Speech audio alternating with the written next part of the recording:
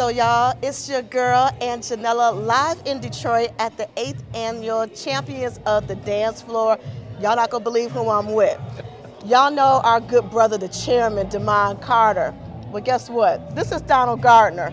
He is the one who taught him. The ladies, you know how we get worked out on that floor by Damon? It's all his fault. It's all his fault. Like, we want to thank you, but also say you stressing us out. You have no idea what this man does on the dance floor, but we thank you. I got a pretty good idea. You got a pretty good I idea. got a pretty good idea. Yeah. So how are you enjoying the night? I'm loving it. This is one of my favorite events of the year. I've only missed one. Okay. I come all the time. Yeah. Well, as you come to this event every year, how do you feel about the evolution of African American social dance? What do you see as the future? How do you feel? Do you feel positive? Well, I'm pretty sure it's going to continue to grow because when our dances move into another area, a different city, and people start to like it almost immediately because they're tired of the atomic dog and all of that shaking your butt.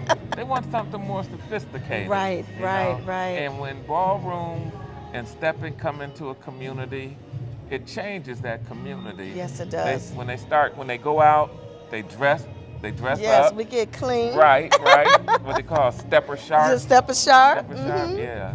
And ballroomers, we always look for a very elegant place to have our events. Yes. You know. But I could think it's going to continue to evolve and continue to get bigger and bigger, especially with brothers like Damon Carter. I'm telling you, he puts in the work. Yeah. Yes, He's done a great job down there in Charlotte. We're all proud of him. Oh, we are thankful for him. And what do you think about as the dance evolves? You know, it may look a little bit different, taught a little bit different as it goes from city to city. You know, some people, you know, they're like a little purists that may not be nervous about that, but what's your take on that?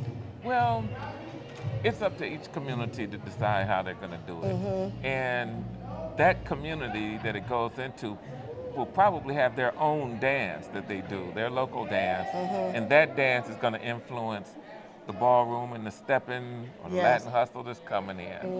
And it's just I think it's going to continue though. You know, even though I step a lot, ballroom is my favorite dance. I'll never give up ballroom. Never. It's so romantic. Yes, you know? Absolutely. Well, what about your legacy? How would you describe it, and what would you want people to remember? And that's not even in the future, but even now. What do you want when you think about when people share your name? What do you hope comes to mind, and that will be your ongoing legacy? Well, oh gosh, that's the tough one. Well, we want to give you your flowers today. I always feel like a proud papa when I see how it grows. You know, when I started in Cleveland, there was another brother that came down from Detroit who lived in Toledo. We were in the same classes. So he opened his class, I opened my class, and another brother from the same class, we were under Ed Anderson. And Martin Hall. And the same year that I started my class, brother Robert, what's his last name? I can't remember, but he's in Flint, and he started the same thing. So it's just been growing. We have another partner that's down in Florida. We got Damon in Charlotte. So it's just going to continue to grow. And if I could be known for anything, it would be that I enjoyed passing on what I learned. Wonderful. You know, I think I was taught by some of the greats, Bobby Williams, Martin Hall, Detroit Dan, Ed Anderson, all of these guys. And when they heard that I was going to try to start teaching in Cleveland, they called me up and said, look, we taught you how to do the dance. We didn't teach you how to teach the dance. You just said you want to do that. Right. You got to come back up here and learn how to teach it. We don't want you messing up our dance.